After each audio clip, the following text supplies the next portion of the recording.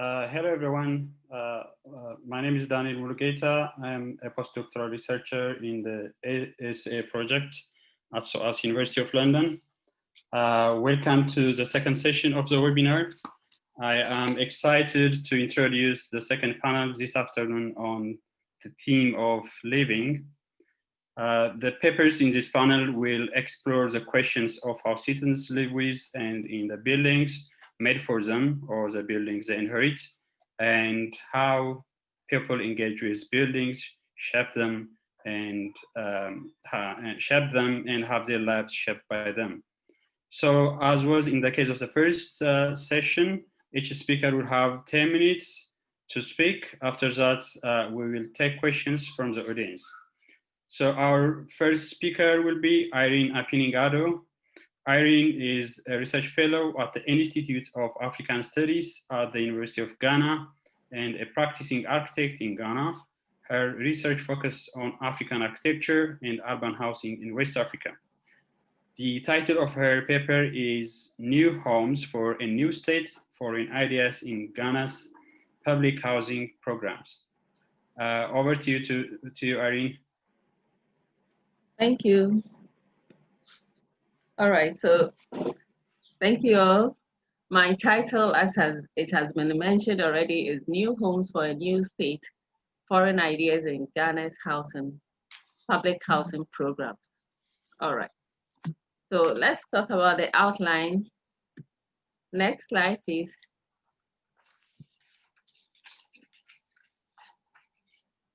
So I would briefly give an introduction, talk about the introduction, and then talk a little bit about the modernist planning, state building, and house building agenda in Ghana during the early years and transitional years of Ghana.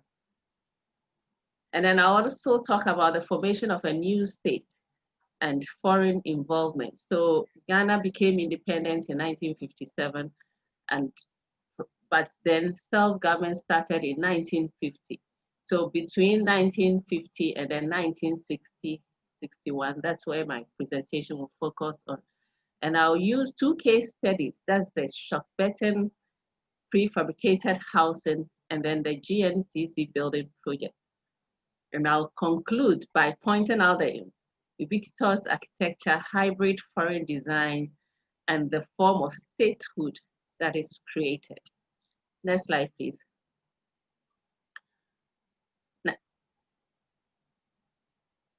All right, so I would start with a quote that was in the Daily Graphic in 1954. It says that all sorts of plans have been introduced since the so-called crusade to Holland, but one stubborn fact remains: the buildings intended to ease the sufferings of our people have yet to be built. This was the criticism Kwame Nkrumah, the leader of the Convention People's Party and first president of Ghana, received for his unsuccessful attempt at addressing the housing situation in the new state, and for his decision to adopt the prefabricated Dutch housing method. Apparently, prefabricated housing had been touted as a quick way of producing housing for the teeming masses who were daily trooping to the urban centers. So public housing became an important objective during the years that I mentioned, as the transitional and early independence years, due to three political agendas. That's the Africanization agenda, industrialization agenda, and then modernization agenda. Africanization mainly focused on the fact that African senior officials were required to occupy top positions or top management positions in government. And with that position, they were also required to live in government bungalows. Then there's also the industrialization agenda, which led to the establishment of pioneer companies. And with that also resulted in the migration of workers from rural areas to urban centers where the pioneer industries were established. And all these workers needed to be accommodated. And then the third agenda was also the modernization agenda, where it was, the government felt that the standard of housing needed to be improved to come to an international level. And so a lot of housing programs began. All these housing projects demanded a lot of funding, but then the country was not really in a position to fund all these projects. And so they had to fall on foreign assistance in terms of loans. So they took a lot of loans, and then also technical assistance, because they were modernist ideas, modernist designs, and our people did not have the skill yet. So they had to fall on foreigners for technical assistance. And then there was, these projects also came with the introduction of cement-based materials as compared to our earth-based material for the construction of traditional buildings. And then the technology, and as well as the housing policies, all of them we had to borrow them from their foreign partners. So I state in this research that, or I argue in this research, that the new state sense of responsibility for housing the population and fulfilling the three political agendas made it dependent in new ways on foreign actors, thereby recreating and reimagining its dependency, and at the same time showcasing the tension between independent state building and then also dependence on house building. So then it led to a disconnect. Next slide, please.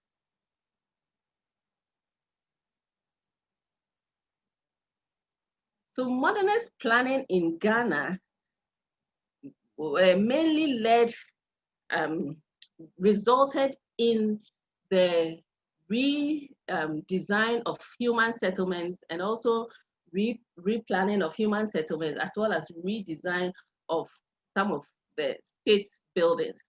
And modernist ideas, or modernist planning ideas, were touted as something that could showcase the country, to let the people know that the country has come of age, Ghana has come of age. And so the plans were ambitious, and they were also optimistic.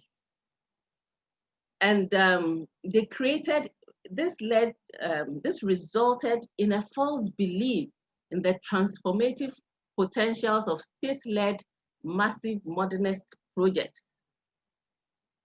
According to Abubakar and Duan, they have stated that modernist planning was based on grand plans and programs, which were implemented using top-down approaches and creating some kind of planning that left out the traditional ideas, the traditional way of constructing our houses, and even the traditional skills that we had.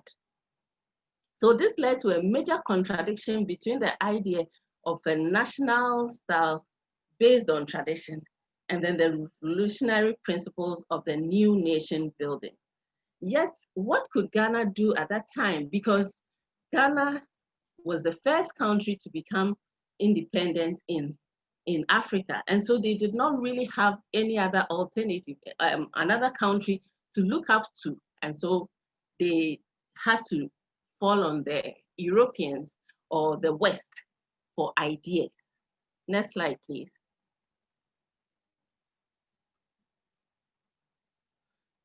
So in the formation of a new state, here I specifically refer to the first president, Kwame Nkrumah. He needed a technological and scientific great leap so that he'll be able to create a new and thoroughly modern state.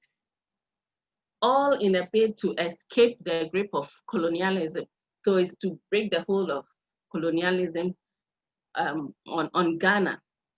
Yet we still went back to the foreign partners, because as I stated earlier, we didn't really have a lot of African examples that we could look up to. And so we went back to the Western partners. And by so doing, and that was also part of their strategy. In fact, it was part of Nkrumah's tactical action, because his tactical action was to go and then take ideas from the West if the need arises. So efficient, according to them, according to Nkrumah, said efficient government administrative and technical personnel will be recruited from abroad if the need arises. And that also informed Ghana's foreign policy at that time. And it was premised on the fact that the government did not intend to follow a neutral policy, but to preserve its independence. So at the same time, picking ideas from the West, international ideas, at the same time, trying to maintain Ghana's independence. So the foreign policy had implication on the building industry in terms of the construction technology that was introduced, the architectural designs, the kind of building materials used, the cost of construction, and even the pace of production. So I talk about the cost of construction because then these buildings were were cement based and then had metal roofing sheets. All these were imported, and the import increased the cost of construction. The import also affected the pace of production. So this was the situation at that time. Next slide, please.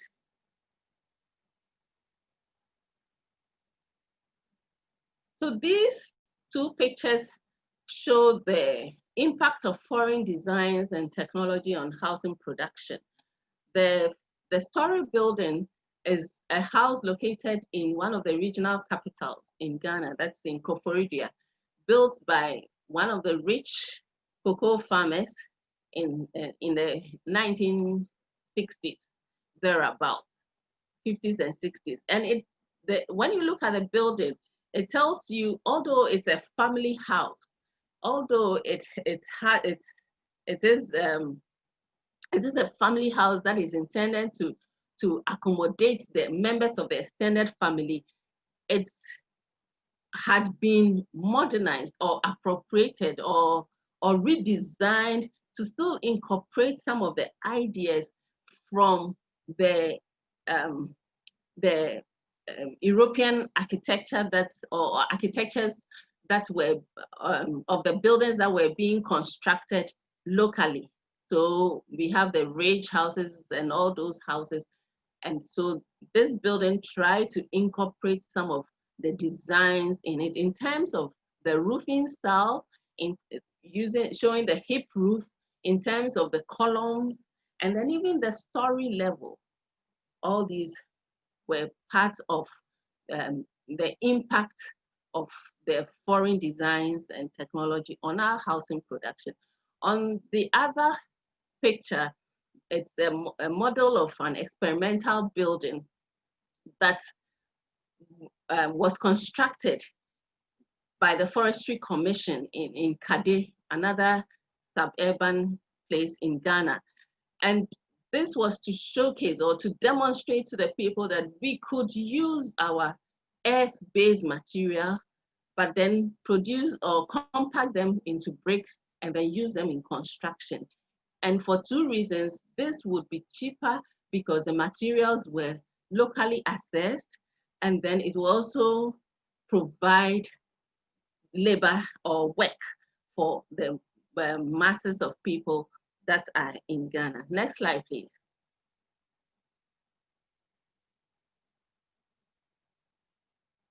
So I mentioned that I was going to use two housing programs to illustrate Ghana's dependence on foreign ideas or foreign partnership.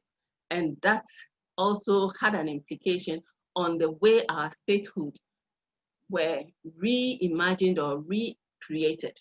So the Schokbeton prefabricated housing, which was promoted by the Dutch, it was touted as one of the strategies that would quickly address the housing situation that Ghana found itself in during that period, during the early transitional years, because it had superior structural strength, and then it was also affordable and you could construct it quickly. There's rapid erection of these houses.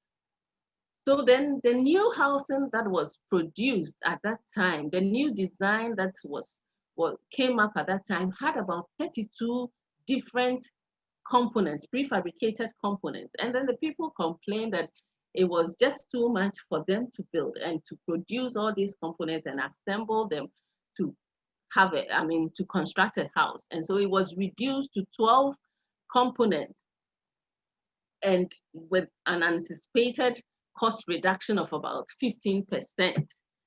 However, the condition was that the designs were to be sent to Holland for approval. And if given, then the component parts would be produced over there and shipped to Gold Coast or Ghana.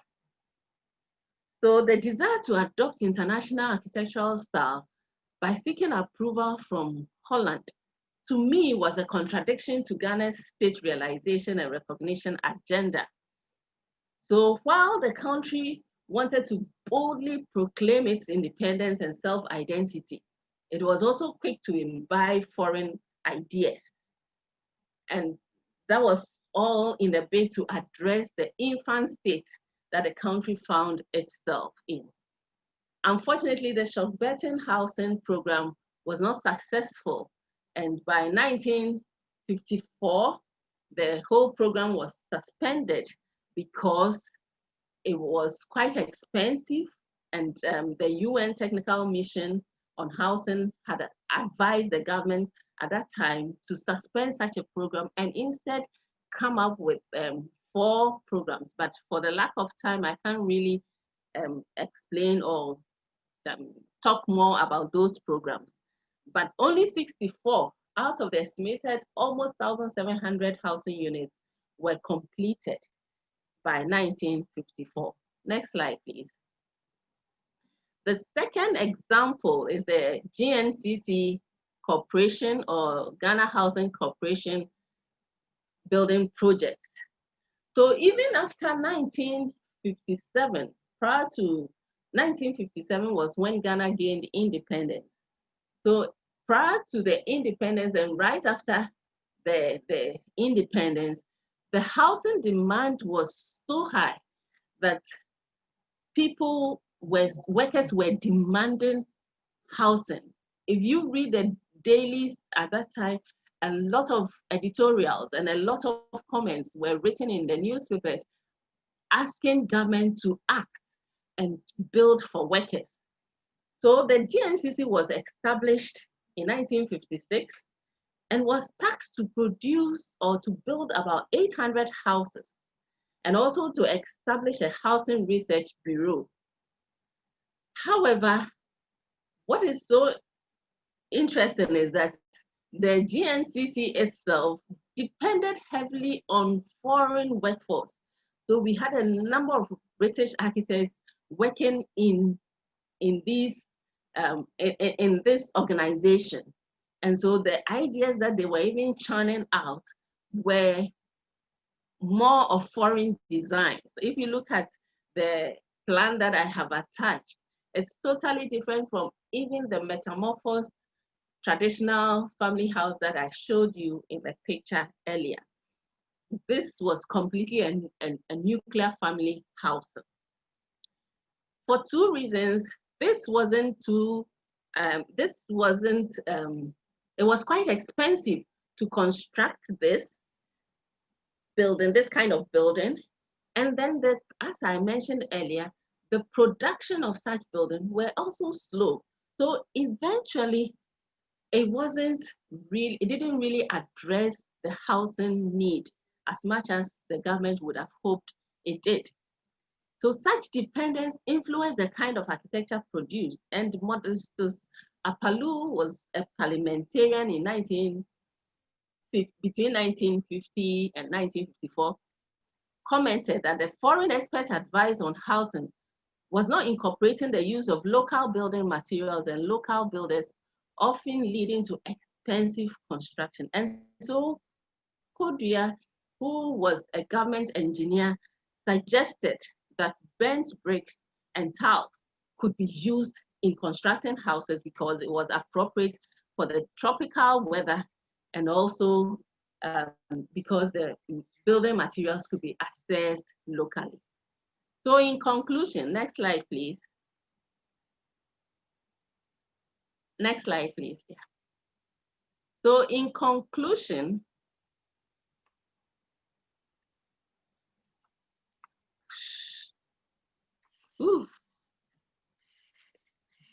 yes, Sunil, can I have the last slide?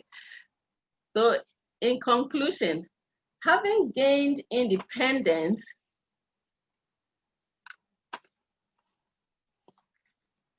sorry. So in conclusion, having gained independence, the leaders of the country wanted to showcase the new and modern Ghana and demonstrate to the population that Ghana could support itself and solve its own problems. The development agenda was based on economic and social development for state building and higher standards as the country strode towards modernity, in line with an approach then trending in the West. So Nkrumah's response to the colonial regulation of architectural space reflected a distinctive imagining of modernism, a vision which, hello? Yes. Okay, so Nkrumah's response to the colonial regulation of architectural space reflected a distinctive imagining of modernism, and Ghana's house building during the post-colonial period also exposed broader tensions between state building and independence. Nkrumah was looking for public housing projects that would lead to rapid industrialization for his country.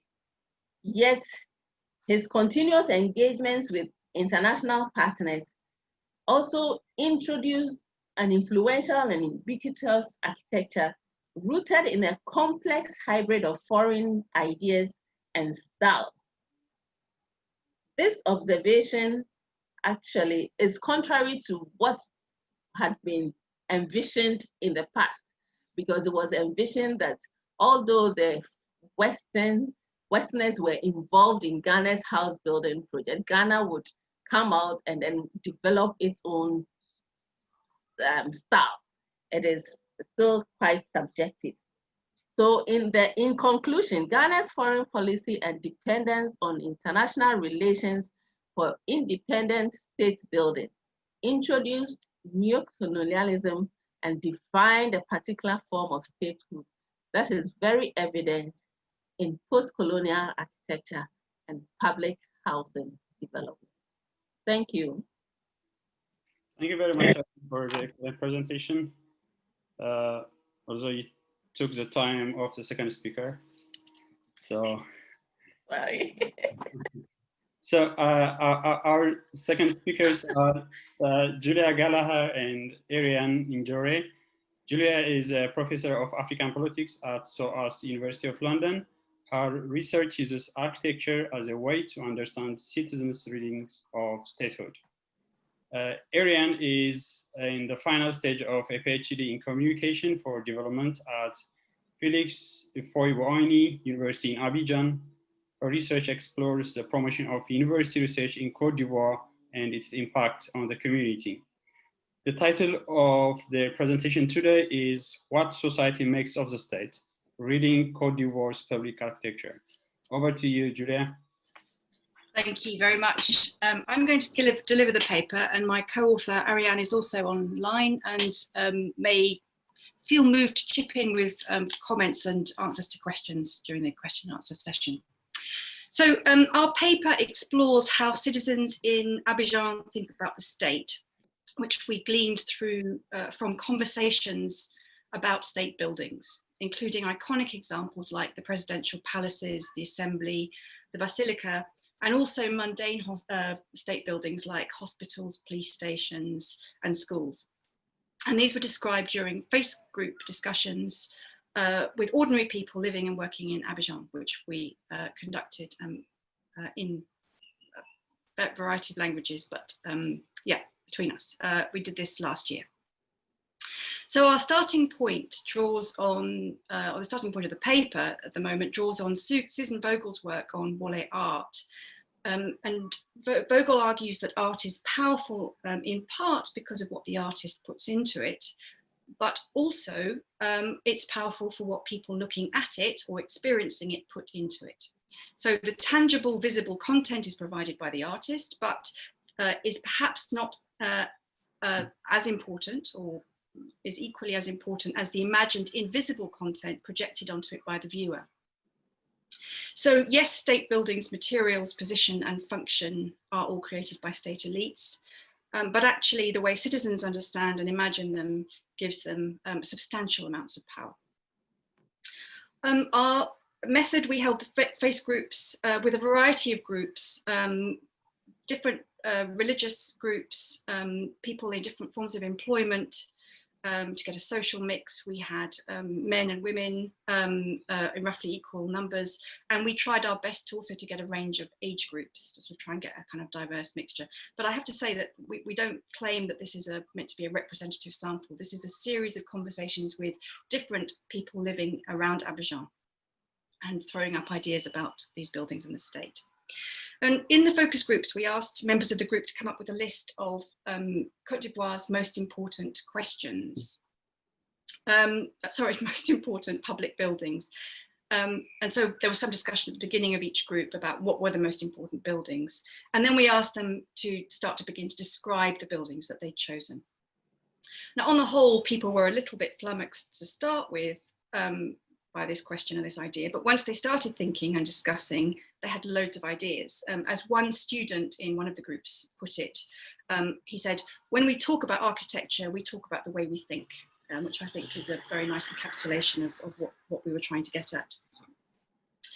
So we were particularly struck during these discussions by descriptions of the beauty and the ugliness of the buildings.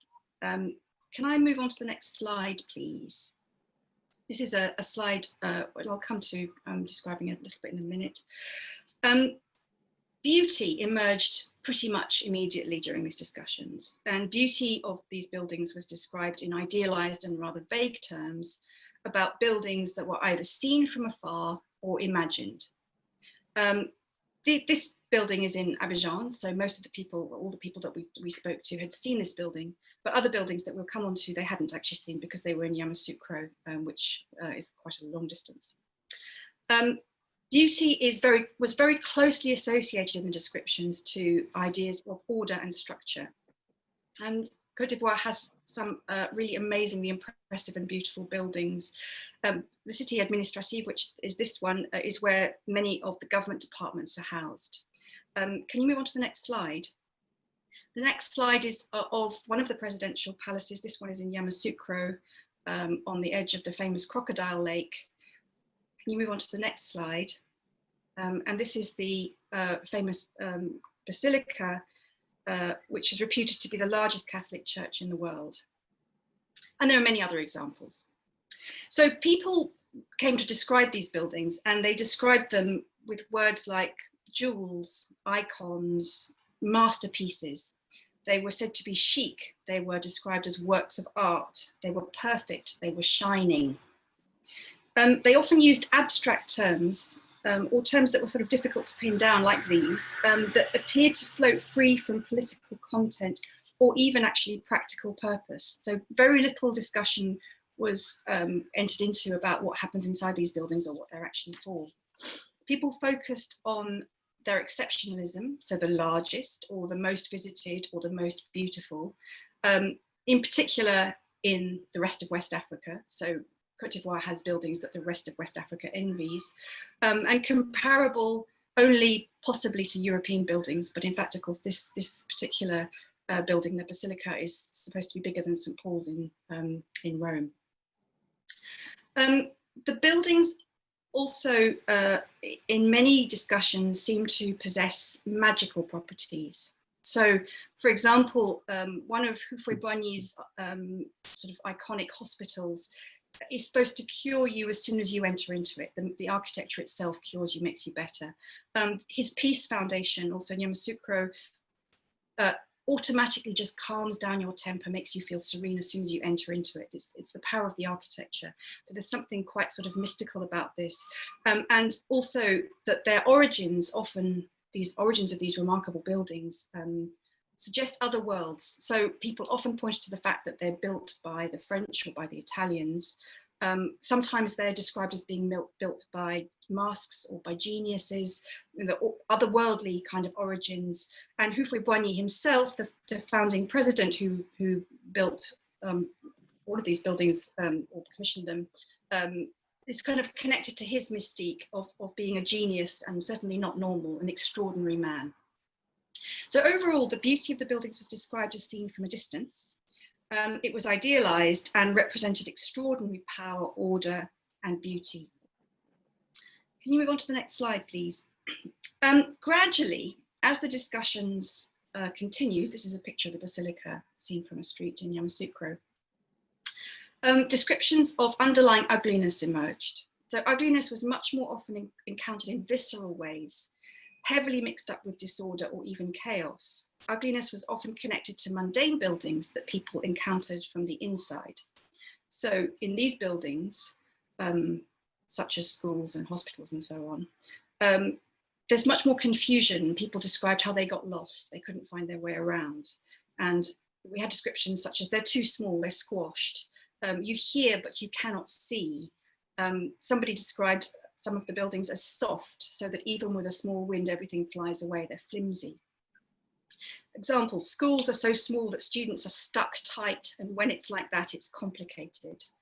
Hospitals are dirty and make you feel sick, apart from the iconic Houphouët-Boigny one. Hospitals, when you go in there, you feel like you're going to die, even if you're not ill. The prison is humiliating. It's not pretty to see. Police stations are degraded, lacking hygiene and order, and so on. So ugliness is very much experienced through the haptic senses. So it's smelled and touched and heard rather than seen. And the impressions are very much of disorder, neglect, ruin, and even terror. Ugliness also emerged in discussions about the beautiful iconic buildings in relation to ideas of what might actually be inside them, where people don't see and haven't been, but what they've heard or imagined.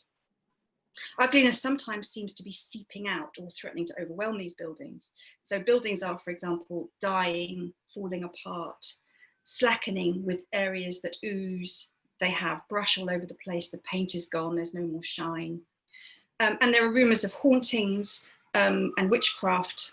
One very poignant example that people pointed to was the idea that some of the migrant laborers who came to Côte d'Ivoire to build these buildings and died on the construction sites are buried in their foundations. And there's this sort of idea about these hauntings.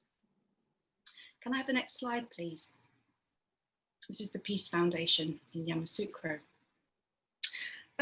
So we begin in the paper to build this into an aesthetic reading of the state, using the ways in which people describe beauty and ugliness to explore their ideas about the state. The state's beauty is idealized, and we think politically thin. It's distant, it's untouchable. Although it's apparently about order, it's as though the order is to be seen but not touched. The state's ugliness is possibly much more immersive, much more absorbed into people's bodies, in fact, through smell and sound and feeling.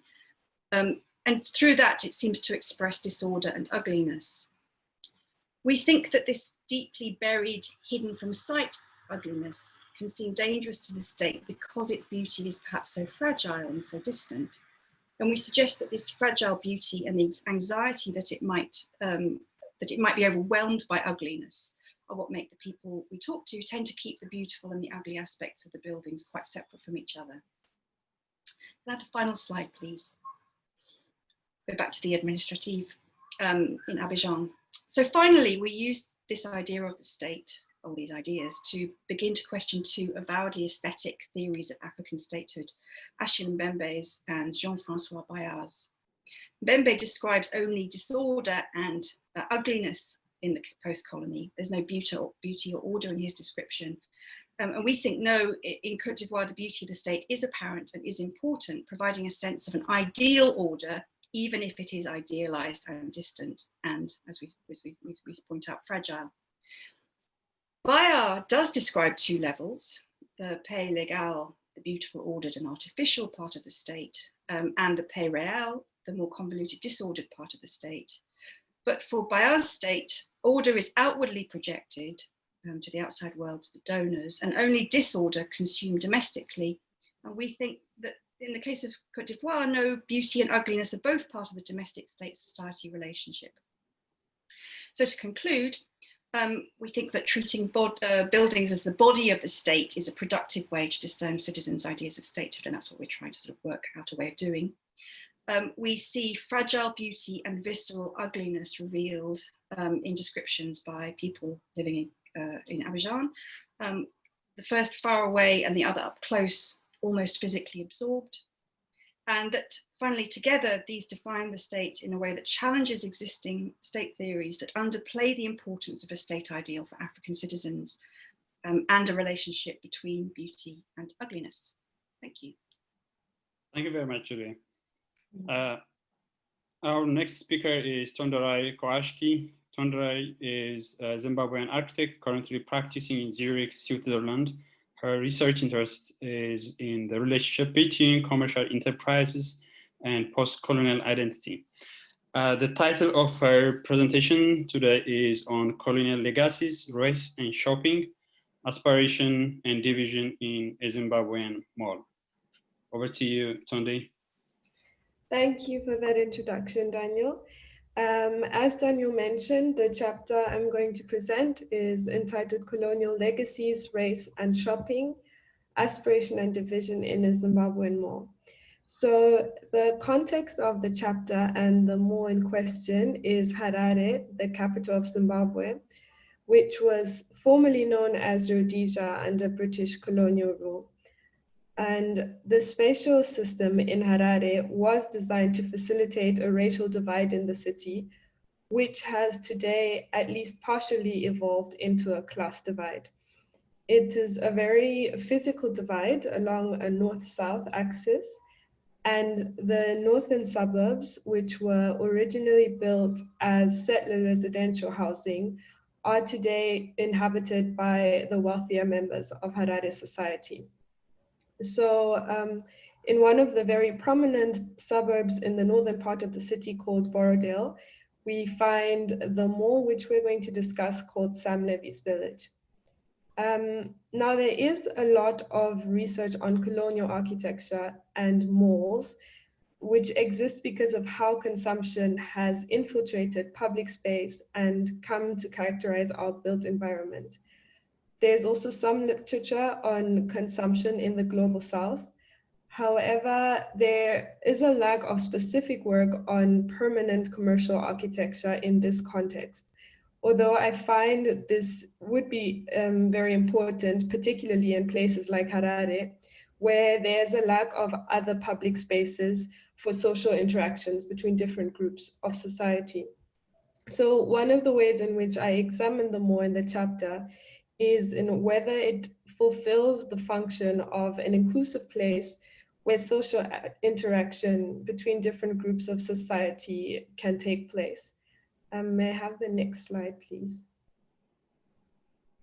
So what is particular about Sam Levy's Village, as you can maybe already gather from the picture with the replica of the Big Ben in it, is that it was designed according to a Little England theme.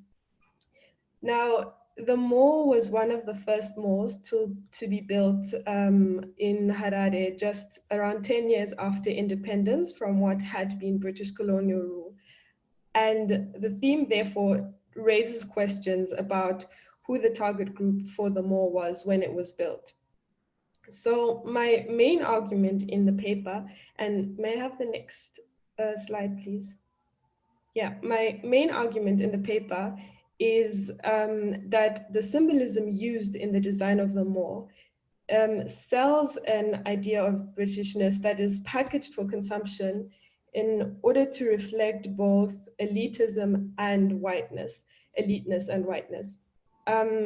The mall has been extremely successful through the various stages of economic strife that Zimbabwe has experienced in recent years. And this, I think, reflects the resonance that certain groups of the public have with the theme of the mall. So I also argue that the architecture of the mall actively excludes people who are not a part of this group and thereby creates an asylum for people who are seeking racial and class exclusivity. So one way in which I illustrate this is by observing the visitors to the mall. So I use some statistics on visitors in various cafes and parts of the mall.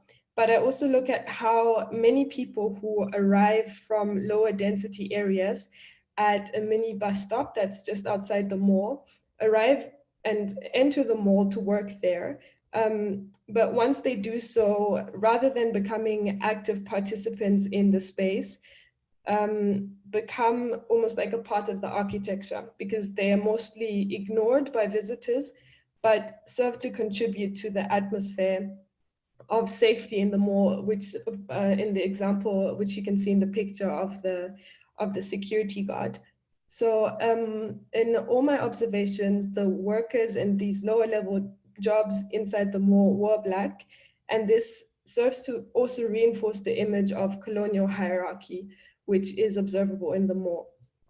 And I'm particularly interested in how the architecture of the mall facilitates and cements this imagery. So one method I identify this by is described in a seminal text on architectural symbolism called Learning from Las Vegas by Venturi, Scott, and Isenor. And the method is by creating the quality of being in an oasis in a perhaps hostile environment. So the architecture, when using this method, puts a negative light on the local environment, so in this case, the city, by closing itself off from the local environment completely. And this is particularly unusual in the case of commercial architecture, because there are various other examples which show that usually at least one face of the buildings which faces the outside, so usually the road along which potential customers pass, is open and inviting and already reflects the architecture of the mall. But in the case of the village, we have a central walkway with shop houses on both sides facing the interior of the mall, and the outside of the structure is completely neglected. It's wrapped around by a parking lot, a fence, and a ditch. And so the structure is basically completely closed off from the environment. Next slide, please.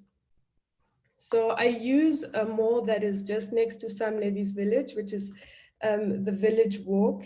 For comparison, in terms of the architecture, as you can see in the picture, although it's a U-shaped mall, which has more of an interior feel in parts of it, the outside of the mall, which faces the main streets, still reflects through signage and so on, the architecture of the mall. I also then compare the patronage of this mall and do find that the crowd is more racially and class diverse in this mall. So finally, I look at current developments at Sam Levy's village. Next slide, please. Here we see a new part of the mall which has been extended in recent years. And the village extension already shows a kind of breaking away from the rigid order of the original structure of the Siem mall. And this seems to respond to public opinion, which was expressed in several interviews I held, which considered the original structure to be old-fashioned now. And this is interesting because the generic architecture, for example, the village walk, which they consider to be more modern, actually predates the kind of architecture of the open air themed mall, which we have in the original structure.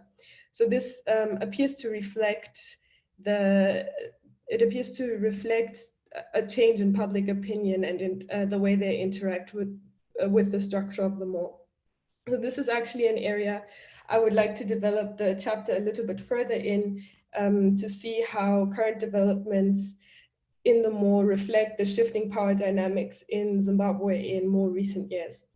However, the conclusion of my findings so far is that the main structure of Sam Levy's village fails to function as a place for social interaction between different groups of society in Harare, but in fact, through its exclusionary architecture, actually cements the social divisions in this post-colonial context.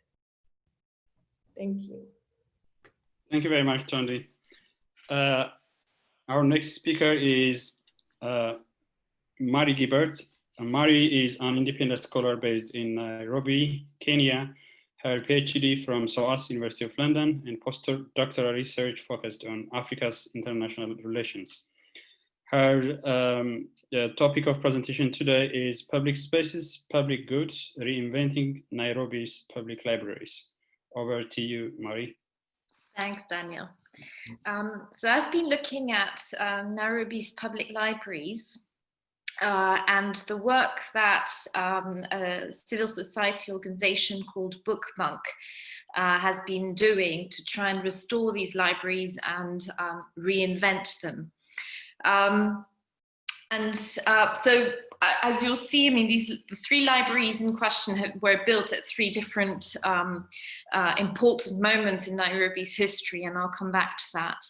And Book Monk, in doing this restorative work, is what we would call a service delivery organization. And I came across a paper by Jacob Mwati Mati, who looks at civil society organizations in Kenya and South Africa.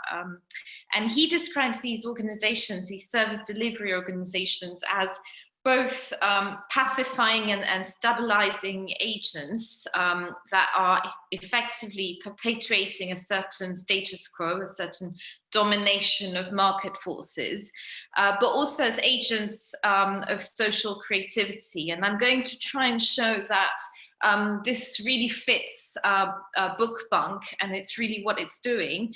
And it does so in three areas, in three sort of big debates. And I'd contend that some of these debates are more explicit than others. So the three areas are, what do we do with Kenya's and Nairobi's history and past, and in particular the colonial past. The second one is, what do we want libraries, public spaces such as libraries, to look like in a city that is fast changing like Nairobi? And then the third area is, how do we get the state, the market, and civil society to work together? How do we understand the way they work together in a city like Nairobi? So next slide, please, Sunil.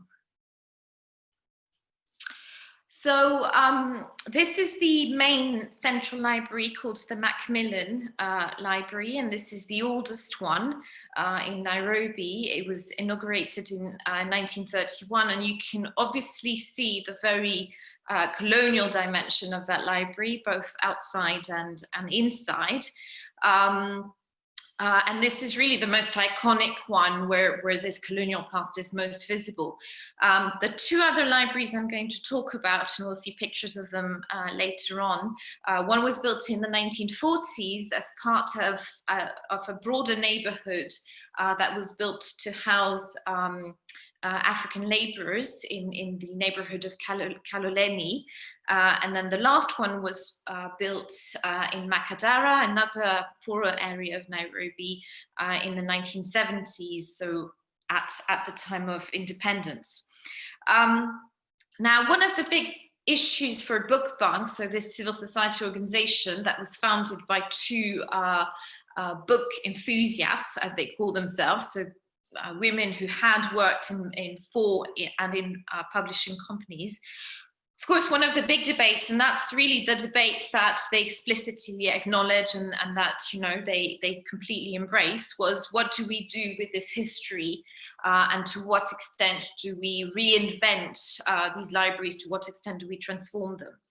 And their answer is very clearly, we need to keep the walls, we need to keep the architecture, but we're going to transform the contents, and we're going to really question the contents. And I would argue that this is very much something in line with the way most Kenyans think of Kenya's colonial past. So there is a sort of, a lot of Kenyans are accustomed to live with that colonial past.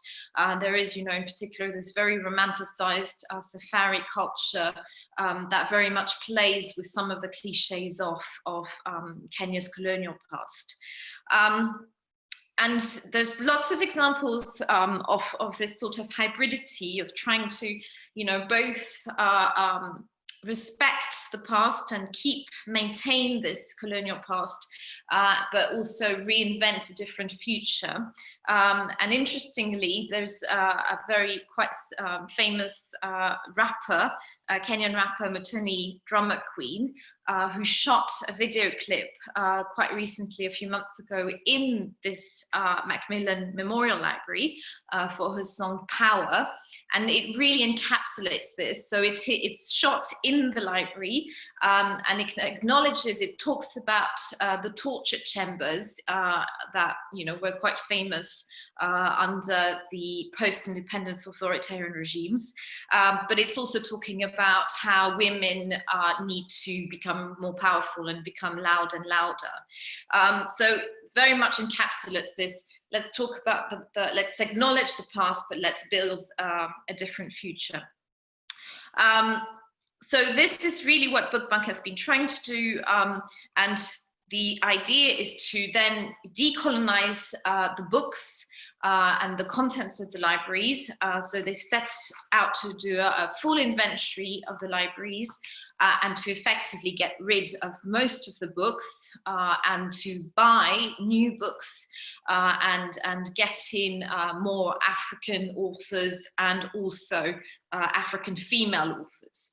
And this has been done in the Kaloleni Library, and we can go to the next slide, please, Sonia. Yeah, so this is the Kaloleni Library, and so the black and white pictures are from before, and the color pictures are the results. So the restoration was completed in June of this year, and you can see from the picture showing the restoration from outside that, you know, they've really kept the outside appearance of the library, but you can see that inside it's changed quite dramatically, and the idea has been to make it a much more child-friendly library with lots of colors and bring in some much more modern furniture inside. And they've also launched a crowdfunding initiative effectively to buy books, and kept their promise to Africanize the contents. And amongst the books that you could find on the wish list, you had, you know, great African authors like Chinua Achebe, but you also had quite a lot of Kenya youth books, Kenya published youth books.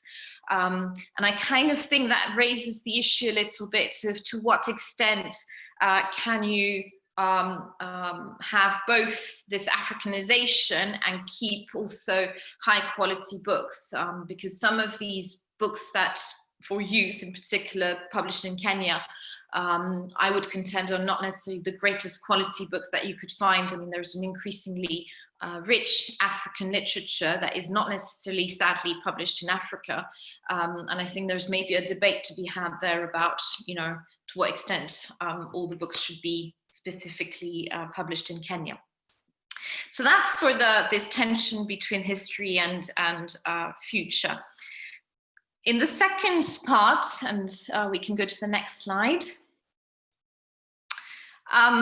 The other issue is, of course, and this is something that is less acknowledged or less explicitly acknowledged by BookBank, but the second issue is, of course, these libraries are situated in an urban setting and in a very changing urban setting that is Nairobi. And the big question is, what kind of public service can libraries offer in that kind of environment? And I think BookBank has seized on quite a lot of things. They know and they understand that libraries can be tranquil refugees from, you know, this hustle and bustle of the city, and that's what most library users have used the libraries for. They haven't been coming to these libraries for the contents, that was completely out of date, but really to just sit down and work in a quiet environment. So there's certainly a recognition of that by BookBank, and that's something they want to keep. And in particular, they have a project called Hepat Jam project, where they would like to keep the libraries open later in the evening so that people can actually delay leaving the city until the traffic jams are over.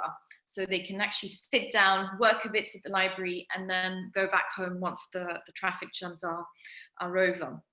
But they've also tried to perpetuate a certain tradition of using libraries to hold events. And this is something that we see a lot in many African countries, where libraries are used to host educational, political, community events. And this is something they have tried to do, but not necessarily completely with the same spirit. So certainly they've used the libraries to host events for the community, for children. So they've been showing films, for example. They've also had a partnership with an optician company to offer eye tests to people. But they've also used the libraries to invite in academics and artists and other civil society organizations, so maybe more elite type events, if we can call them in that way. And then finally, in a very prosaic way, BookBank has also used the libraries to just raise funds, so to attract potential donors, to showcase their work, and to try and raise further funds for other projects. So effectively, there's a sort of part reinvention, part perpetuating traditions. One of the issues maybe is to what extent they've really been able to offer an interclass mix.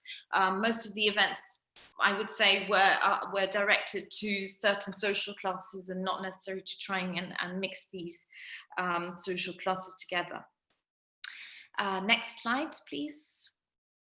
So the third area where I think there's an interesting debate going on, and that I think BookBank's work on these libraries really illustrates quite clearly, is, you know, where are the limits between state and civil society and market in Kenya, and where do we situate BookBank's work, but also where do we situate the kind of public service that public libraries might be able to offer. And this is a debate that is ongoing in Kenya, and that is very, very important in Kenya, and notably at the local level in Kenya, where people are disaffected with what local government or the national government are doing, and they want better public service, but it's not always clear who they expect to deliver that public service. And to what extent they want this to be a state-only objective, or whether they're happy for civil society and private actors to step in. And I would say BookBank really encapsulates this debate and these tensions. And again, I think they do so quite implicitly, and they wouldn't necessarily acknowledge it in that way. So on the one hand, they've got an agreement with the Nairobi county government to take care of the 3 libraries for 5 years. And they say that they've been working with the county government, that nothing can be done without the authorization of the county government. So on paper and in the discourse, there's a very strong respect for the authority of the government. But on the other hand, there seems to be actually little ownership by the county government and little visibility of the librarians, because we still have librarians employed by the Nairobi County government who work in these libraries. And also little librarian expertise used in what BookBank is doing. So the work done by BookBank is done by its own staff who are not trained in librarianship. And that includes the inventory. So that really raises quite a lot of question about expertise and ownership. There's also really tensions or issues raised about the sort of boundaries between the civil society organization and the private sector. One is that they really use private sector strategy in everything they're doing. They've got an extremely sophisticated communication strategy and marketing strategy for a very small civil society organization. It's quite interesting to see. So very much a sort of private sector orientated way of doing things that, yeah, is more private sector than civil society, I would say. And another recent event that kind of interrogates this relationship is one of the two founders published her own book with a publishing company that she founded and that she has called Bunk Books. So she's taken the same two words and just inverted them. And this Bunk Book publishing company is linked to BookBank, the civil society organization, which again interrogates a little bit these boundaries and is quite interesting. So to conclude on all of that, I would say that the Nairobi's public libraries are the site of some interesting tensions and an interesting debate, again, more or less explicit debate around history, around urban development, and around the place of the state and civil society. And that BookBank is not really questioning the status quo and the sort of de facto way the different actors are finding their own space, but they have certainly put a lot of energy into recreating things, and they have as such acted as agents of social creativity and trying to reinvent these libraries and how they are going to be used. Thank you very much. Thank you very much, Mari, and everyone for the excellent presentations. Now I'm going to open up the floor for the audience to ask questions. So you can ask questions by raising your hands or typing a message on the chat box.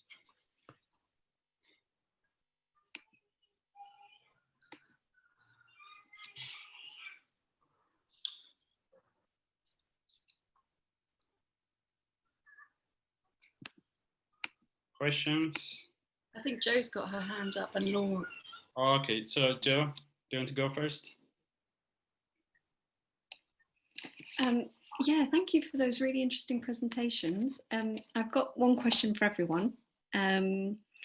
So Irene, one of the things that struck me from your really interesting presentation was, I was wondering to what extent part of the house building agenda and state building agenda that you're describing involve trying to create new kinds of citizens by trying to create new kinds of homes. I know you described one of them as sort of breaking apart traditional Ghanaian family structures and being much more about the nuclear family. And I just wondered if that effort was something, part of some change that maybe the Ghanaian state independence was trying to create, sort of social engineering through the house building projects, or whether it was just through the foreign importation of those ideas.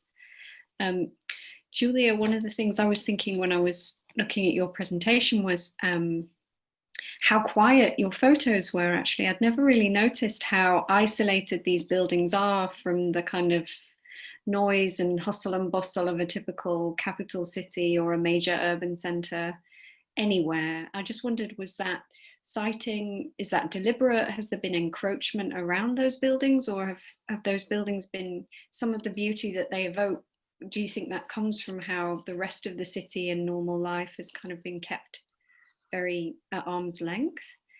Tondi, one of the things that I thought was really interesting, and again struck me from one of your photos, the little Harrods photo, was how you were saying that people are sort of, the people that work in Sam Levy's mall have kind of been subsumed into the architecture. And I just wondered if you could talk a bit more about that, because I thought that was a really interesting idea that would be good to hear more about that.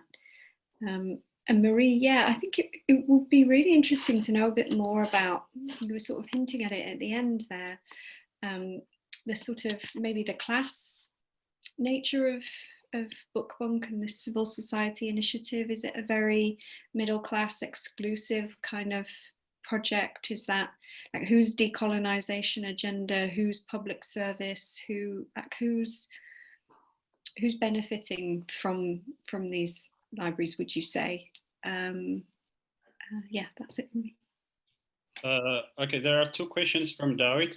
Before I read them out, if Laura wants to ask a question that you have, Laura. I'm going to try this. I've literally just been interrupted at the point where I have to come off mute, so hopefully my son won't chime in too much. I had two questions really. Oh, have you made a, yes, I have. It's fine, darling. So I have one question for Irene, which is the narrative that you're giving about the kind of the failings of these kind of modernist housing projects. I wondered how much that links to kind of broader trends of the failings of modernist housing projects in the West and elsewhere as well, right? So this same era of modernist housing projects in Ghana that you're kind of talking about. You've also got kind of mass housing projects in the West and India and other places, right, that actually also don't seem to fully work. So I'm wondering about the Ghanaianness of this story, and I think you've kind of talked about this a bit, but how it kind of links to kind of broader problems with that kind of approach, I suppose. And then I just had a quick question for Tondi, which was, well, two elements. One, which is a really quick question, which was kind of a methodological question, because you talk about there being a lack of racial variation in the people who are coming in, but also about class. And I wondered how you worked out that, right? Does that make sense? How is this, is this through interviews that you've done with people who are there? And how are you working out class, if that makes any sense?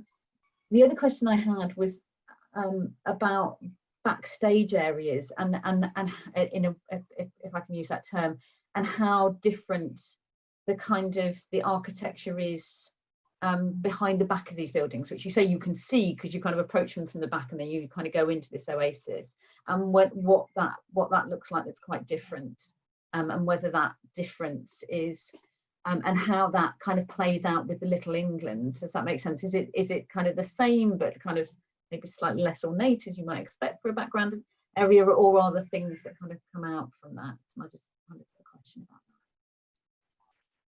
Thank you, Laura. There are two questions from David. One is to all presenters, but especially to Julia. He says the meanings people attach to buildings could be influenced by their social coordinates, such as gender, education status, political affiliations, ethnic origin, if applicable, social class. Have you treated the nexus between these variables and the meanings / views people attach to the architecture / buildings? The second question is to Irene. Do you think that foreign architecture / housing styles erode self-identity? I raise these questions because it is not uncommon to see contention on the locally designed based on indigenous wisdom, historical buildings / architecture designs in multicultural / ethnic / lingual African countries. These are historical architectural heritages which are still points of public debate and even conflict in different parts of the continent and beyond. So I'm going to give a chance for speakers to answer these questions, and we'll move on to the second round of questions. So Irene, do you want to start? Okay, thank you, Joe, for the first question, which was to examine the extent to which power dynamics is reflected in the state building and nation building. I hope I got it right, because I was just interrupted by, disturbed by someone just at that time.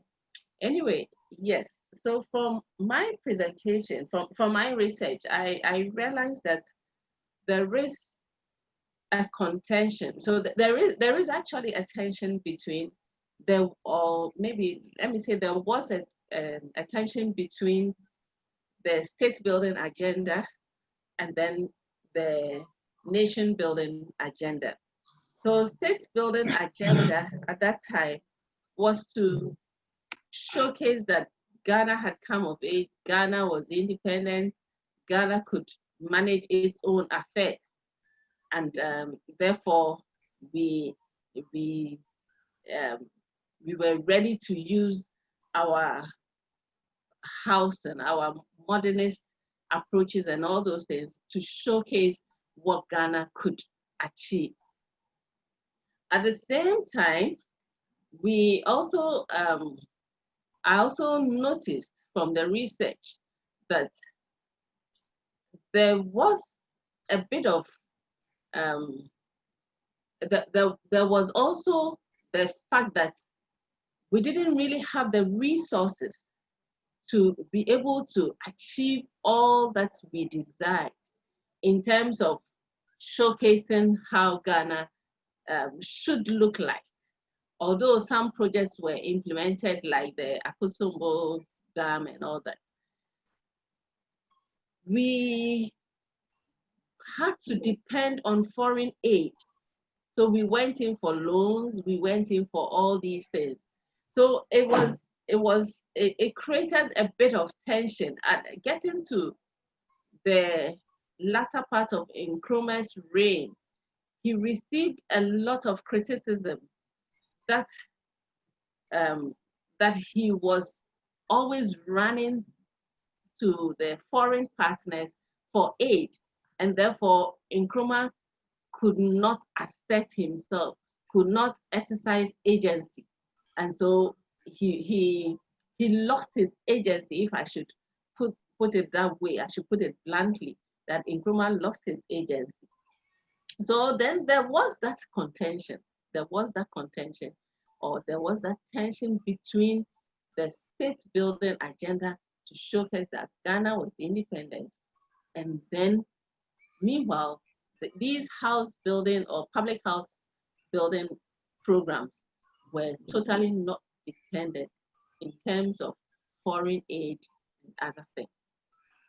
And then the second one, the second question is also about failures of the modernist mass housing project.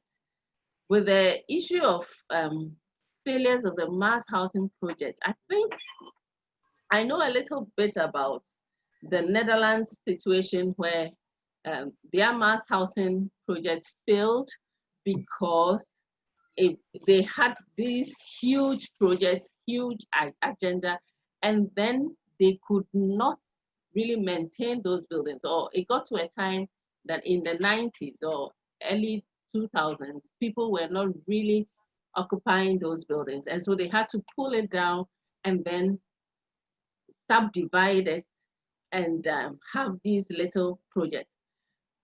In the case of Ghana, I would say that we were not even able to achieve much in terms of the mass housing project. We were not able to construct. We didn't really have, we start a project and then few houses are constructed and then the whole project is abandoned, just like the Schokbeton case.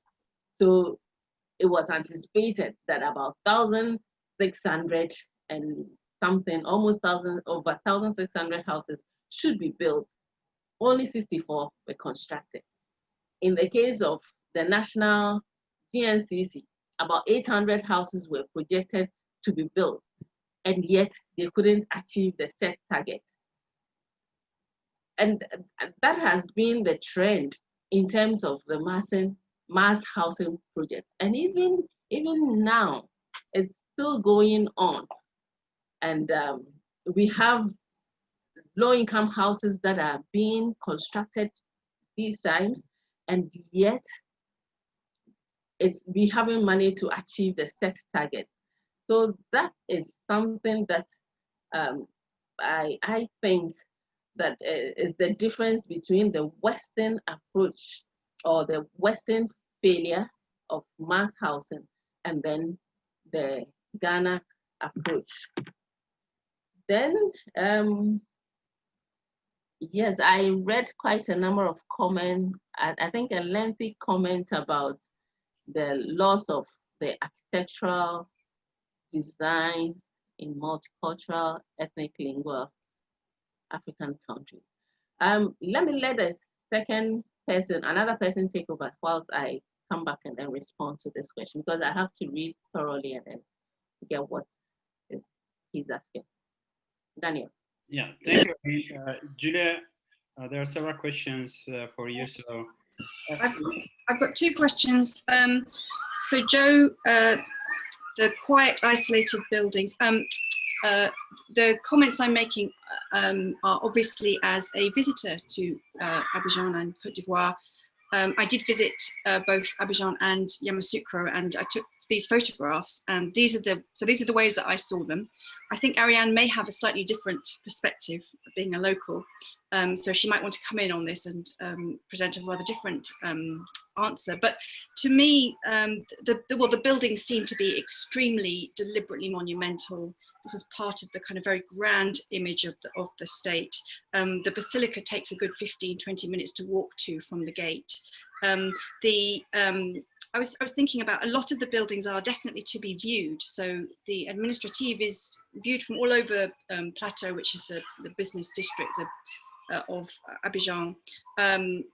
You can't get very close to them. So those are the sort of most that are most in the center of the city, but there's a wall around them and you can look down, but you can't get in. And there's a kind of sense of looking at these buildings. And sometimes from across the water, the whole of this district plateau of Abidjan is like a kind of, it is like a creation of a jewel. It's a kind of magic place of utter beauty and monumentalism. There are also buildings like the presidential offices and palaces, which actually are not supposed to be looked at. They're so almost sort of sacred that you have this sort of, that they're hidden behind walls. So the one I showed you of Yamoussoukro, you can't take photographs any closer than I was early one morning when nobody was watching. And you know, the idea is that they're not to be looked at too closely. The one in Abidjan is even more so. It's very heavily protected and you can't even see it. So I think there is a kind of a sense of a deliberate iconification of the state in these buildings. Dawit, your question about the methods and the people's different kinds of people coming from different walks of life having different views about the buildings. I would just sort of, I think that's true, but I don't think our method would capture that, partly because we didn't set out to recruit a representative sample of people. And this also relates to the dynamics of focus groups, because when you get a group of people together, it's the way that the conversation develops. So it's not that most of the time, in fact, I think all of the time, people don't arrive with a particular thing that they want to say and a kind of sense of the topic. They come with a sort of freshly to this, and they start to think through the discussion. And so discussions can go in different directions. And then sometimes you get a dynamic in the group where, you know, everybody gets quite competitive about how wonderful Côte d'Ivoire is and how the buildings are just so special. And then in others you get, you know, there's a bit of a downer on the government and you get much more sort of sense of the grime and the problems and some of the sort of the more ugliness of it. But on the whole, although I sort of thought that my impression was that some of the sort of less affluent groups were a bit more diffident about speaking about the buildings, and the more sort of highly educated or richer groups were more sort of confident about talking about the buildings. A lot of the terminology was very similar, so a lot of the descriptions of the buildings were similar. I mean, it was surprising to me that even groups of people that have worked in some of these buildings described them in this very kind of idealized, distant way. So I think that's what I have to say. Ariane, if she's online, does she want to answer some of the questions or? Yeah. Yes. Yeah. Morning, everyone. Excuse me for my language. I'm a French speaker, so I try to express myself in English. So don't pay attention to my mistake. According to our study with Professor Julia, what I can say is during the discussion with people who participate to the study, what I notice is some people the opportunity to visit some places because of some situation. For example, for administrative purposes, if people have to go to justice, for example, so this place is open to everyone. So for students, for example, if they have to pass an exam and prepare papers and everything, they need to go to justice. Or if you have a problem in justice, for example, you need to be there. You be obliged, or you need to and respond to a problem. What I want to say about during the discussion, there is no, excuse me, I'm reading to the question by Miss Jo. It's very building people attached to a building could be influenced by the social coordinates such as gender education statute. It depends. It depends because some people, as I told, some people visit some places because of political activities or the rule in the society. For example, if you have to go to church like Basilique Dame de la Paix, it is open to everyone. If you want to visit, only visit, you can pay and you can go there, visit it. So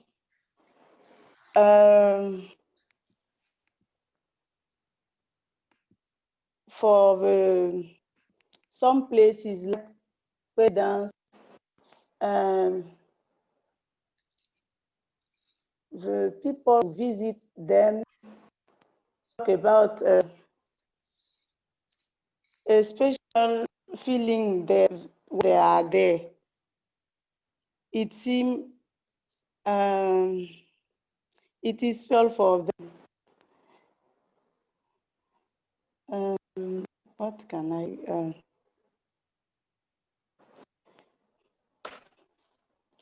According to the discussion, the people of the young people, most of the young people don't know the symbol or don't know quite well the history of the building, the last building. but all the other people have, most of them have a history of a building. What can we?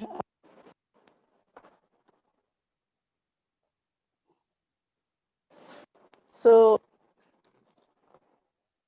what the people of them, most of them talk about the management of building.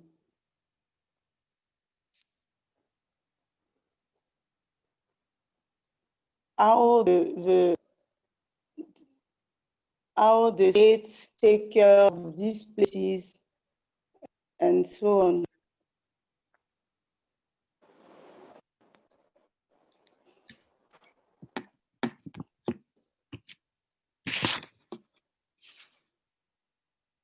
Thanks, Ariane. Thanks for adding that.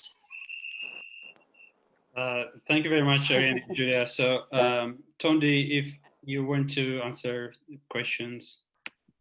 Yes, thank you for those questions. So I'll start with the one from Joe, which interestingly does link a little bit to one of Laura's questions, because I found that in the literature about the architecture of consumption in general, the comparison of these malls or spaces for consumption to stages where people could act out their conspicuous consumption for other people to see was quite common. And I do find that the role of a lot of people, but especially I would say the security guards, came across, they came across very much like I would place them as extras on the set, because they didn't have a speaking role, in the sense that they were generally ignored by people and were sort of placed more. There were definitely, for example, in the village itself, more security guards than necessary, because when compared to other malls, they had much fewer security guards and also less conspicuous uniforms. So it does appear to me that the security guards were also put there not just for the sake of security, but also to create this kind of atmosphere and to emphasize the fact that this is a secure environment. And that also plays into this idea of the mall being an oasis in a hostile environment, because well, if you do have more security than necessary, that does kind of imply the lack of security in the area, which for the suburb, the northern suburb of Borrowdale, as I described it, is maybe not as necessary. And so going on to Laura's question about the backstage spaces, I find this a very apt analogy, because in some way, because the outside of the houses, which is actually the front towards the street, is completely neglected. It's used in a little bit for servicing. So you had the occasional, you can see it like boxes from cooler fans on the outside, but no posters or anything that indicate what's on the inside. And in a way, in the same way that when you go backstage, the set is no longer there, the illusion that's created in the interior of the mall is lifted on the outside and in these backstage spaces, which once again plays into this idea of an oasis in a hostile environment, because the outside of the mall is neglected to the point where it's just unattractive compared to the inside end, but even to other places in the city. And finally, about the way in which I established the class of the people in the interviews, or it did come up often in the interviews of just visitors to the mall. In the paper, I think it becomes apparent through the kind of shops that I described. So you have a lot of shops that, you know, include luxury goods. And actually something I want to add is just a comparison to a cup of coffee, because I recently, actually in a newspaper article, there was a comparison of a cup of coffee in the mall to the average wage of a civil servant in Harare. And it was quite shocking, the difference there. Another way in which it's physically visible in the mall, I think, is through this very large parking lot, where filled with big cars at all times, that there are people in the mall. And so I think the accessibility of the mall, it shows on the one hand that most visitors are expected to have a car, and at the same time, the big difference between this very big accommodating parking lot and the minibus stop on the outside behind the fence and the ditch, where you have to walk through the ditch to get to the mall, reflects that yeah, in terms of wealth, there's a specific target group for the mall as well. Thank you, Tony. Mari, do you want to answer the questions? Yeah. Thanks, Joe, for your question.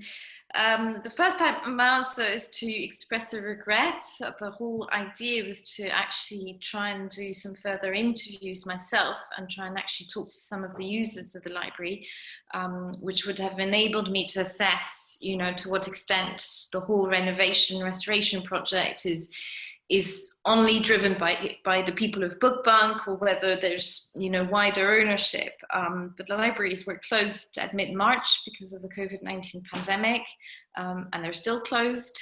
And the schools in Kenya have been closed that long as well, and are expected to remain closed until January. And I suspect the libraries will do exactly the same thing. So it's been a real frustration of mine to not be able to actually go into the libraries and talk to people. So yeah, I mean, a lot of the civil society organizations in Kenya are really middle class enterprises.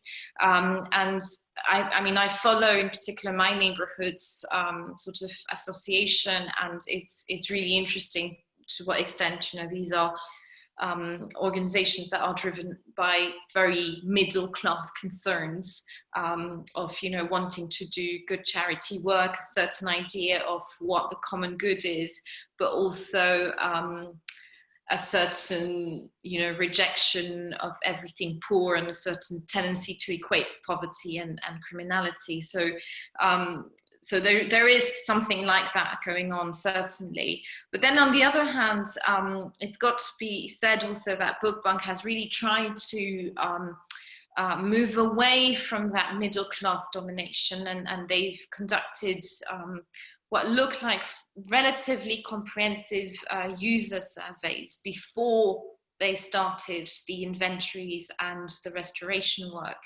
And so the way they have been doing the restoration work, they claim, and again, unfortunately, I haven't really been able to assess that, but they claim is really driven by the study, a very in-depth study of these surveys and talking to people and trying to take on board what people want these libraries to look like. So I think there is an awareness that, you know, it shouldn't just be a middle class project, but yeah, that I think that class dimension is really interesting and important. Thank you. Thank you, Mary. So we still have around 30 minutes for discussion. So if you have any questions, please raise your hands or type on the chat box. So there is another question for Julia and Ariane from David. So he says, since you had employed qualitative methods, you are not required to do a kind of correlation between the social backgrounds of participants and their views. However, the heterogeneity, I think, of participants may not be taken for granted to show the relationship. Still, you want to say, okay, so this is a kind of compliment rather than a question. So another question from Joe. Tony and Tony have their hands up. Okay, so Tony So I can't see people raising their hands. So Tony, can you speak?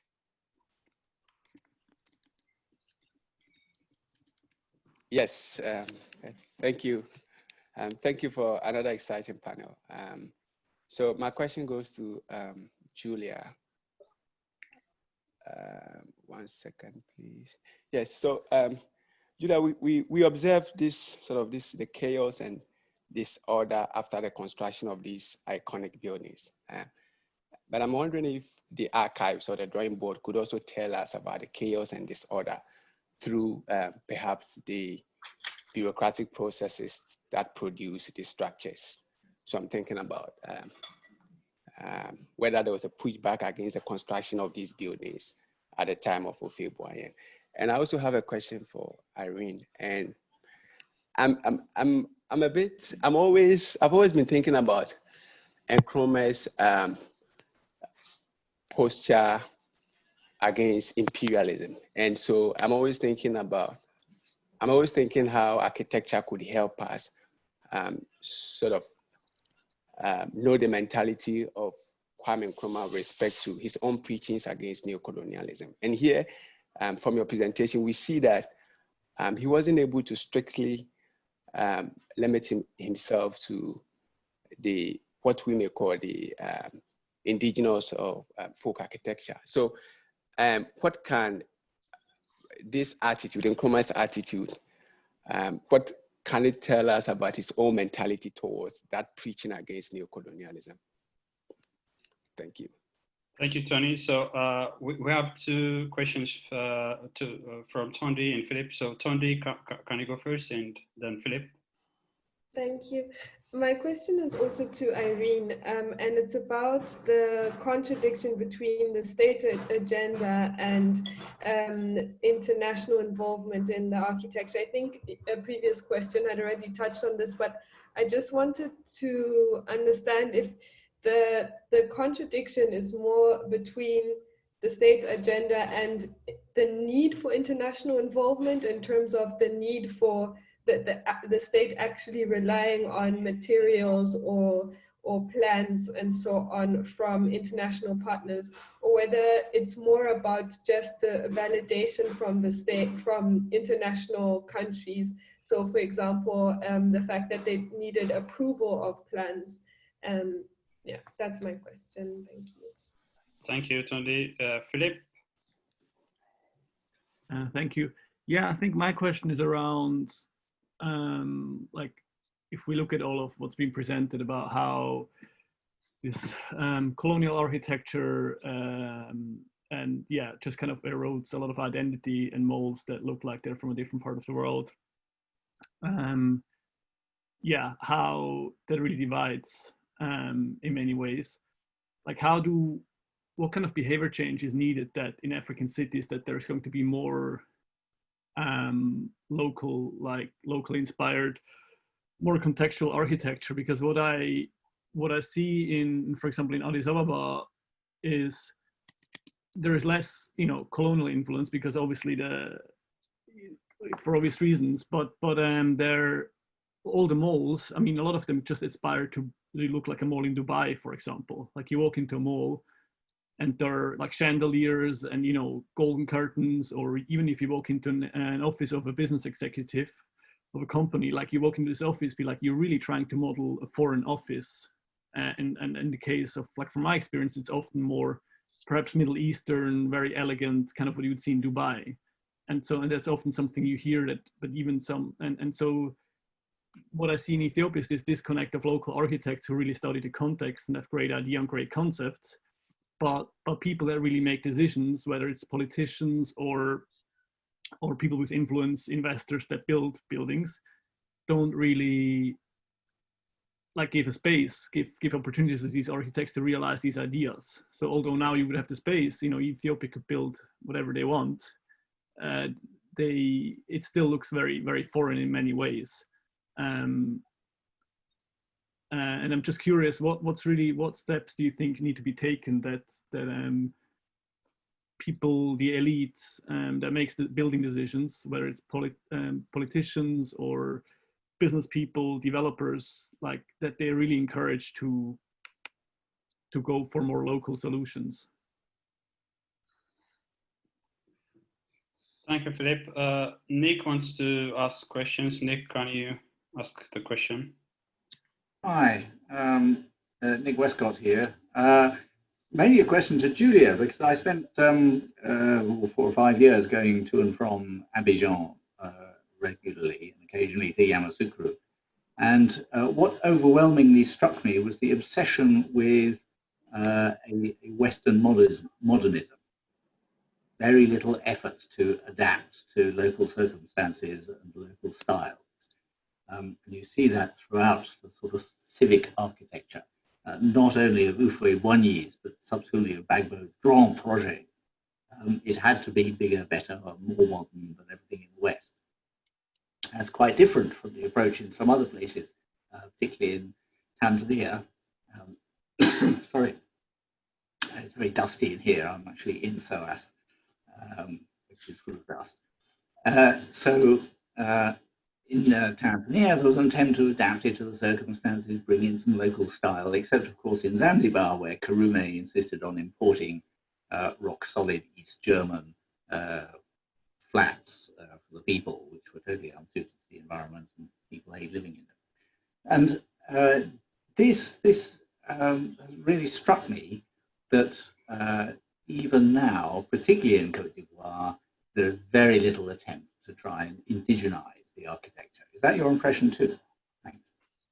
Thank you, Nick. There is also a question from IB to Julia and Erin, which says, since these buildings were constructed during the Felix Houphouët-Boigny era, how much do you think the realization of the state through these buildings is a function of the participants being nostalgic about that era? And also another follow-up question from Emmanuel. This is as a follow-up to Tony's question. I'm really interested in how, if public perceptions of these buildings might have changed over time. This is to Julia. So do you have other people raising hands? I can't see the function here on my side. So another question from Nahom for either speakers. So all of you probably. So can decolonizing architecture indigenize the colonial legacy towards civic architecture?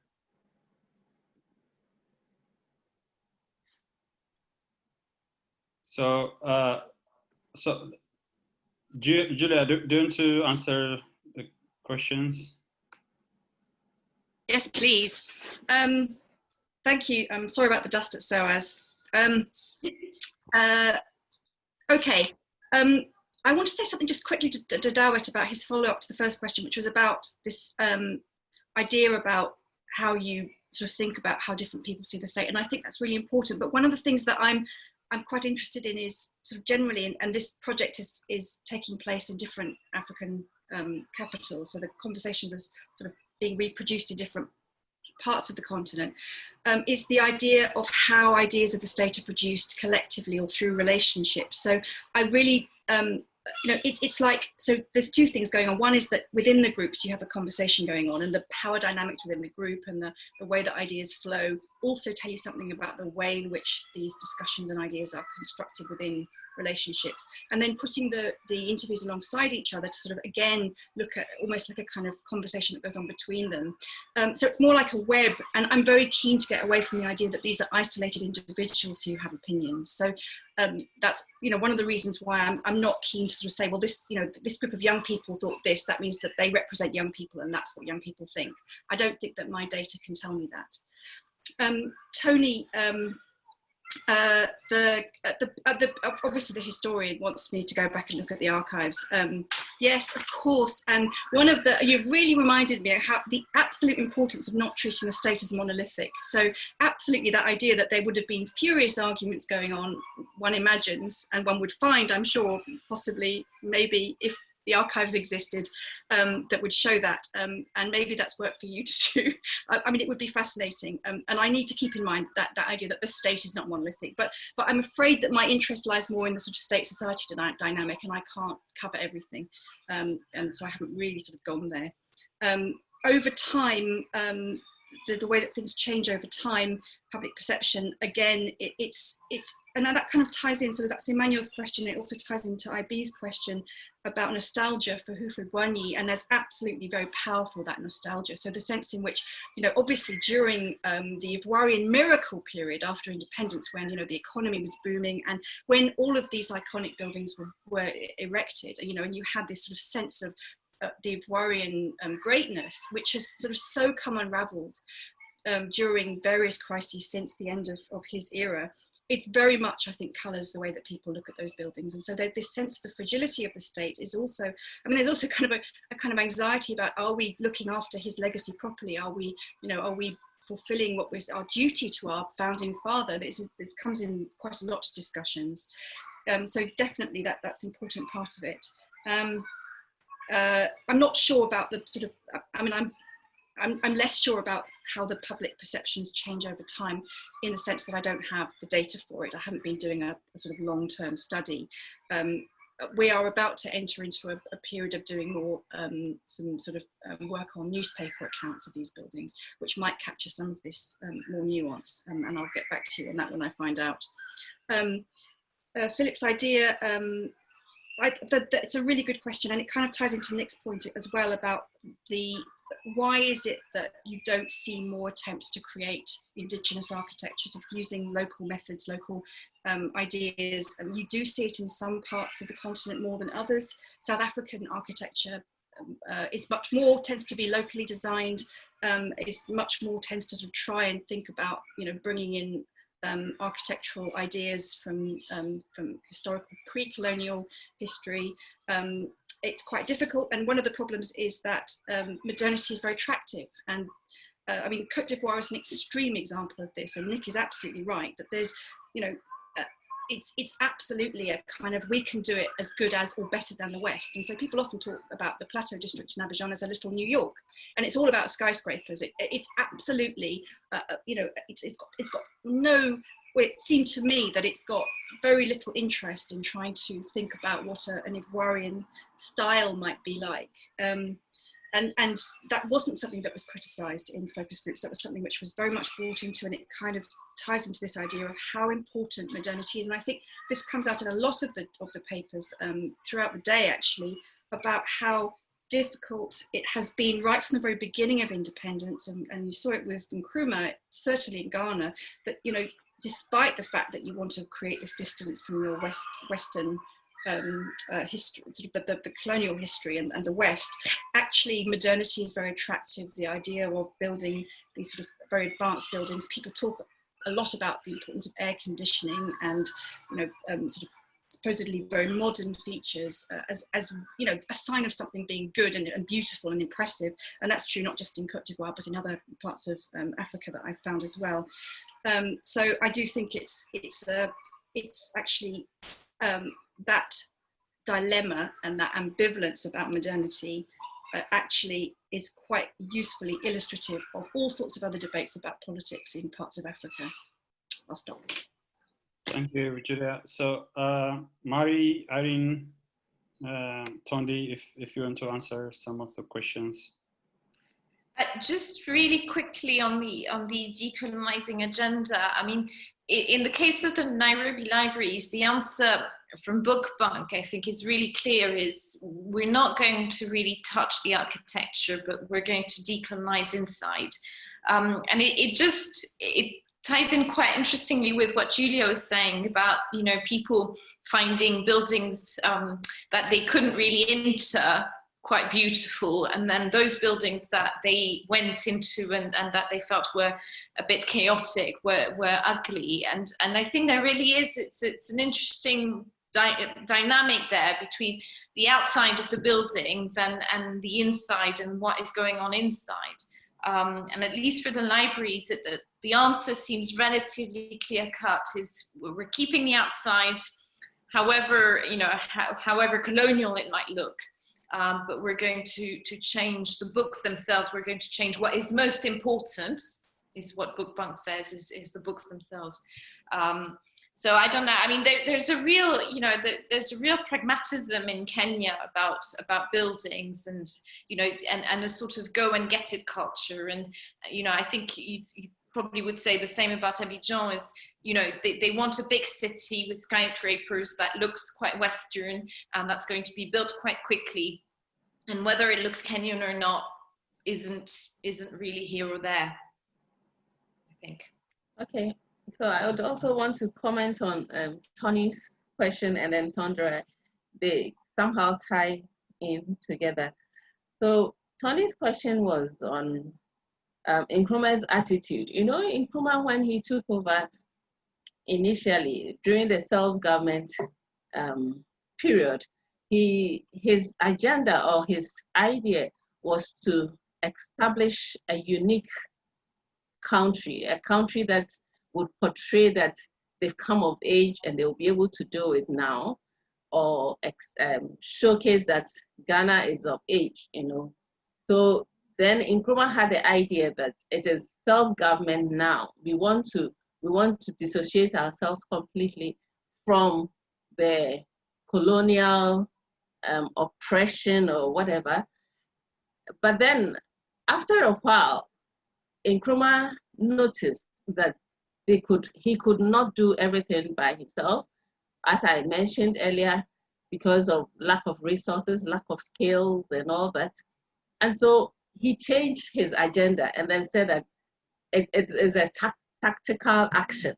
A tactical action because now he is realizing, or he was realizing, that he needed to involve other people or other nationalities in the building of Ghana.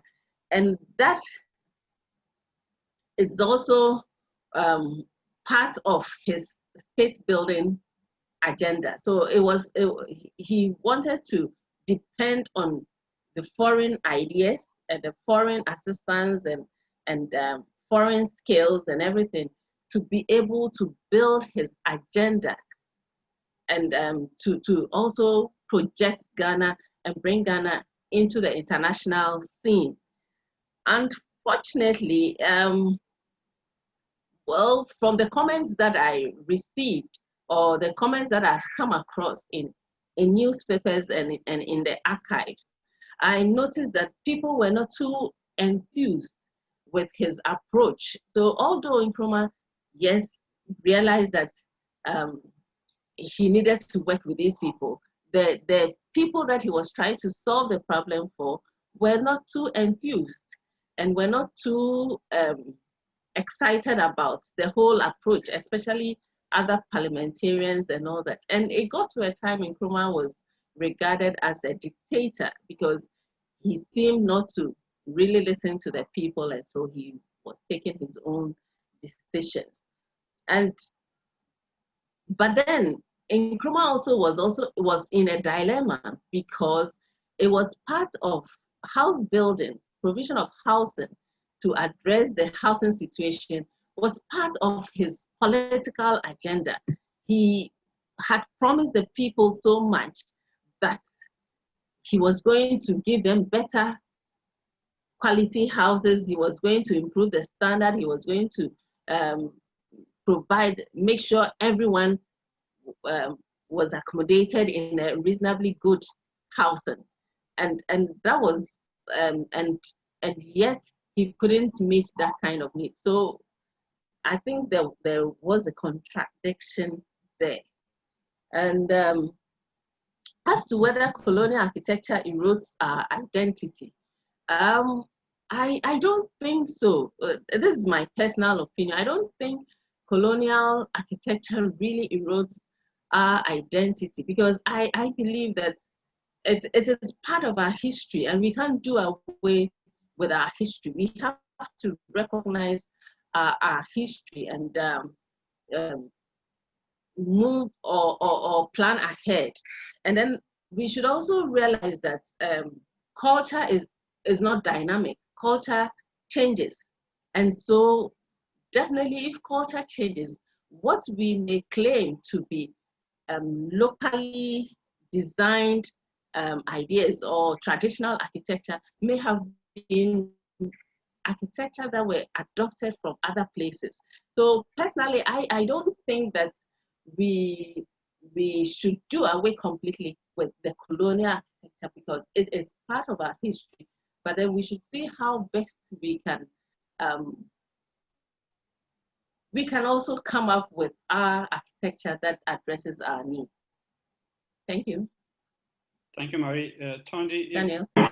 Tondi, if you want to address Nahom's question on the concept of decolonizing architecture, and Ivy has also a question which reads as, in interrogating your idea of undiversified patronage of Saint-Lavy's village ostensibly due to its exclusionary architecture, I would like to hear your thoughts about the possible effect/contribution of the type of shops compared to those that are found in the village walk.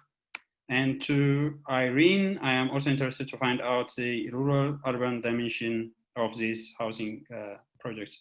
So Tondi, do you want to comment on the questions? Yeah, gladly. I'll start with the one from IB, which I find is a good question, which doesn't have one clear-cut answer.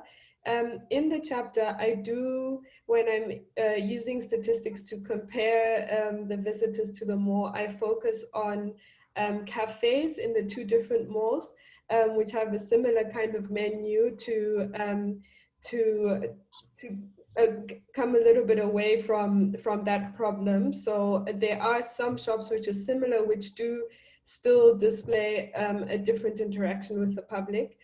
But I do agree that one of the kinds of shops you're going to find in both malls have probably or definitely adapt to the kind of people that are coming there. I mean, this mall was built in the 90s and there have been some changes. There have been some cases of shops moving out of the village itself and into the village walk.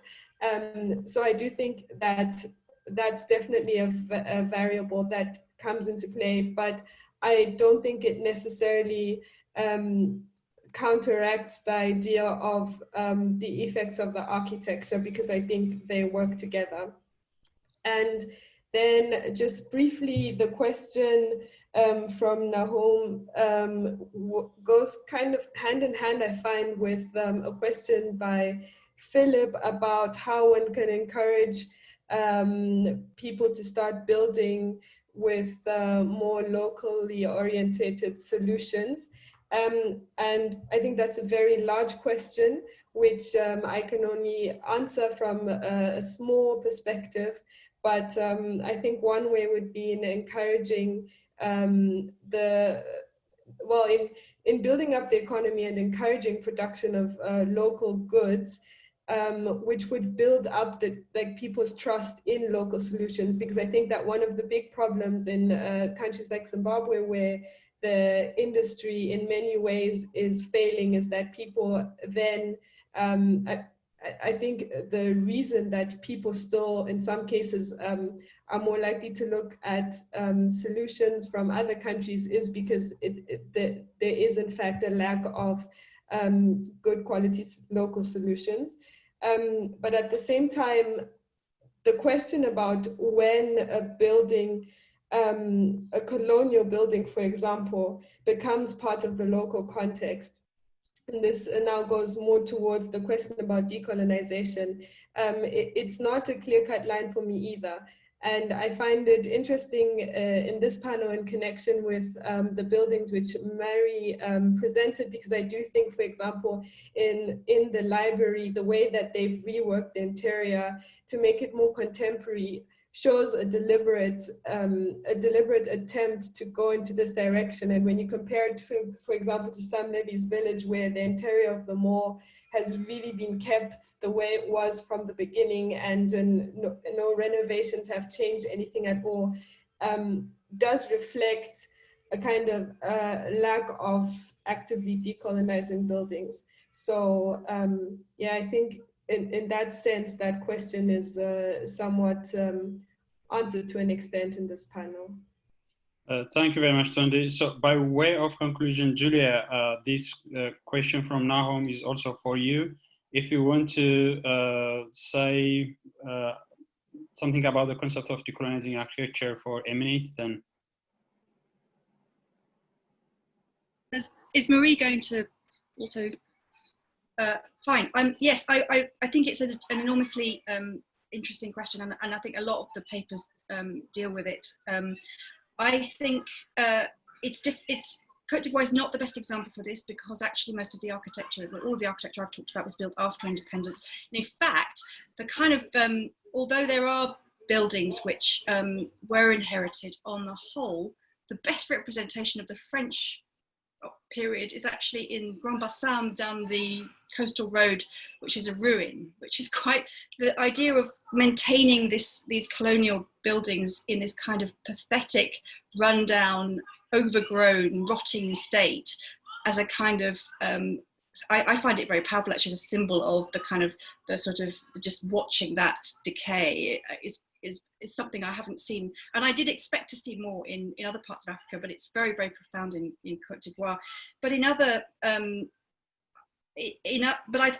not sure that's about decolonizing. It's certainly very powerful. I need to think about that a bit more. But certainly in other parts of the continent, so some of the buildings in South Africa, so they still live with these colonial or apartheid era buildings, which have the same function that they had. Like one of the most important buildings in South Africa is the Union Buildings, which was built by the British and was the house of apartheid. You have a police station in the middle of Johannesburg, which was absolutely key in some of the repression and the torture during the apartheid period, still a police station. You know, how do people deal with these legacies alongside some of the new buildings, so new police stations that are built to be more friendly and more approachable after the end of apartheid, or sort of suggestions that actually some of the big ministry buildings that have been erected to try and refer to some of the sort of ideas from some of the sort of Great Zimbabwe, or some of the sort of really ancient architectural heritage of Southern Africa. So people have very mixed feelings about this, and some people really think that a proper state should be represented by these colonial style buildings, and they feel actually this is a proper state. Sometimes people make the argument that Irene made very powerfully about, well, actually this is what we are, you know, painful, difficult, problematic, but it's still, you know, that's what we are, that's our history, we can't just junket it, we can't get rid of it. And some of the new buildings that try and speak to these other sensibilities actually are not always, they don't always quite work. So people sort of say, well, you know, it's a bit sort of kind of a bit doesn't look like a proper police station. It's too soft. They don't have any power. It should be made out of bricks. It shouldn't be made out of these soft materials. So yeah, I think it's an enormously interesting and extremely complicated question to be continued. Thank you, Julia. Mari, do you have anything to say about the? Okay, so thank you everybody for the wonderful presentations and questions. So our next panel and last panel will be convened after 30 minutes, yeah? I think so. Yeah, so see you in 30 minutes time.